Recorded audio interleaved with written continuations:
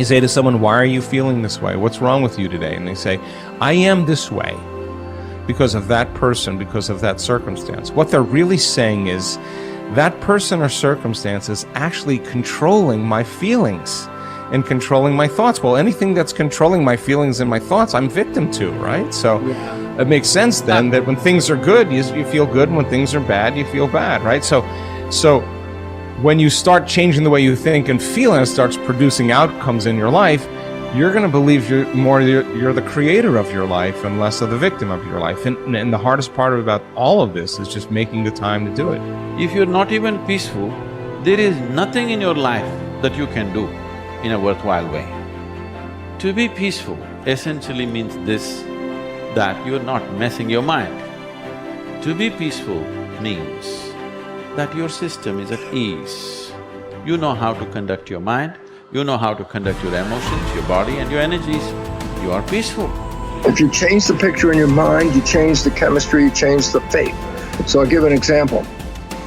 If I have a picture of love in my mind, the brain releases complementary chemistry, dopamine, pleasure, oxytocin, bond with your loved one, growth hormone, which does exactly what it says. It enhances your growth, and that's why when people fall in love, the chemistry of the brain going into the blood, the culture medium, enhances vitality. People glow when they fall in love. People are healthy when they fall in love. That's just not an accident, it's the chemistry of your culture medium.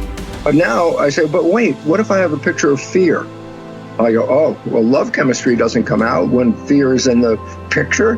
The brain releases stress hormones and factors that affect the immune system and growth of the system. And I go, oh my goodness. I say, why is it relevant? Changing my thought changes my chemistry. The chemistry adjusts my biology. So if I can control my thoughts, I can control the chemistry, and therefore I control the biology. So all possibilities already exist. You don't have to create the possibility. In fact, all you have to do is become aware that it exists.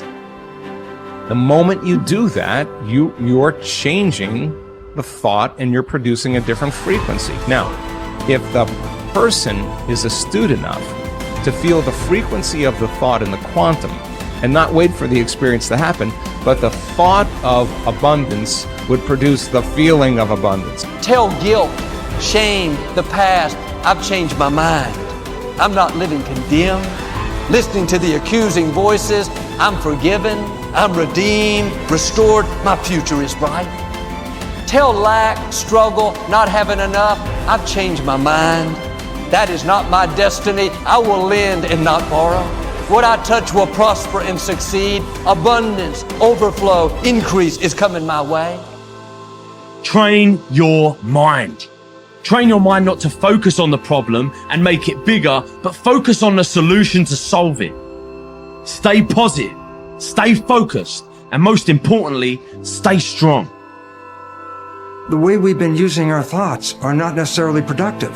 As a matter of fact, sometimes our investments of our thoughts are actually counterproductive because our thoughts create a reality that we then have to overcome. So basically it says that we must start to become aware of our thoughts. And why is this important? Because thoughts represent units of energy. Every time you have a thought, you use energy. Why this becomes relevant is, if I give you a checkbook for your bank account, you don't go down the street and just write checks to people like, oh, hey, you're a nice looking guy. Here's $10 for you. And oh, here, little girl, go out and buy yourself a little car. Here's $1,000 for you. And you don't give away your money. Why? Because giving away your money is giving away your life. So basically, you become very frugal when you have a checkbook in your hand. Now, what I'm trying to tell you is this. You have an energy budget in your body. The energy is what keeps you alive. When you start using energy and writing checks where you get no return from your energy, then it's exactly the same as writing checks out of your bank checkbook and giving away your cash. So why this becomes important is the biology of belief reveals how our thoughts create our reality. And if you start investing in thoughts that are counterproductive, thoughts like fear, or what am I going to do, and how am I going to escape this problem, or how's this going to go wrong, and all these other kinds of thoughts that are negative kinds of thoughts, then realize this. You are actually not just using your energy for having these thoughts, But these thoughts are also what come into your reality. What you focus on with your thoughts, your brain will manifest as reality. James from Harvard said, believe and your belief will create the fact. All things are possible if you believe. Well, you know, I studied for a long time. I started to study this book, Think and Grow Rich. And he talks about belief in here. He says, you're not ready for what you want until you believe you can get it. I found that the only two sources of reference we could go to find out anything about ourselves is science and religion. They all say you've got to believe. So I got figured out, how do you believe? How do you change a belief? Interesting subject, because I'm going to tell you something. Your results are nothing but the manifestation of your belief system. Well, our belief system, now listen carefully, is based upon our evaluation of something. And frequently when we reevaluate a situation, our belief about that situation will change. Let me repeat that. Our belief system is based upon our evaluation of something. Frequently, if we reevaluate a situation, our belief about it will change. I began reevaluating who I was. I started to study. I never stopped studying. And I found as I reevaluated, I had a much higher opinion of myself. I found out things about me that I would have never believed if you had told me. The power that's locked up within us, the marvelous system we've got. Do you know the blood circulates through your veins every 33 seconds, through hundreds of miles of passageway? Bang, just like that, clears all the food in and all the garbage out. Stop and think of the central nervous system. It's the most complex electrical system in the world. And you've got it. Think of your brain, an electronic switching station like that. You can change the vibration of yourself and everything around you. You have awesome powers, and it's all based on what you believe about you.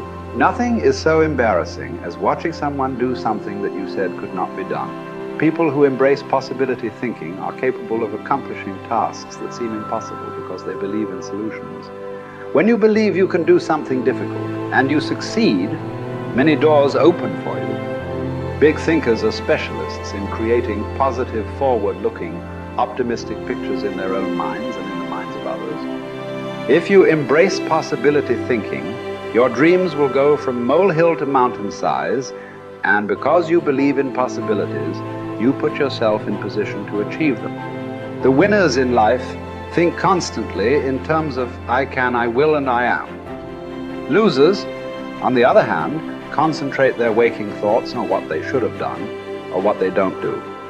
If you believe you can't do something, then it doesn't matter how hard you try, because you've already lost. If you believe you can do something, you have already won much of the battle. The first step in becoming a possibility thinker is to stop yourself from searching for and dwelling on what's wrong with any given situation. Sports psychologist Bob Rotella recounts, I tell people, if you don't want to get into positive thinking, that's okay. Just eliminate all the negative thoughts from your mind. Whatever's left will be fine. If possibility thinking is new to you, you're going to have to give yourself a lot of coaching to eliminate some of the negative self-talk you may hear in your head. When you automatically start listing all the things that can go wrong or all the reasons something can't be done, stop yourself and say, don't go there. Then ask what's right about this. That will help to get you started. And if negativity is a really big problem for you and pessimistic things come out of your mouth before you've even thought them through, you may need to enlist the aid of a friend or family member to alert you every time you utter negative ideas. One of the best ways to cultivate a possibility mindset is to prompt yourself to dream one size bigger than you normally do. Let's face it, most people dream too small. They don't think big enough. Henry Curtis advises, make your plans as fantastic as you like, because 25 years from now they will seem mediocre.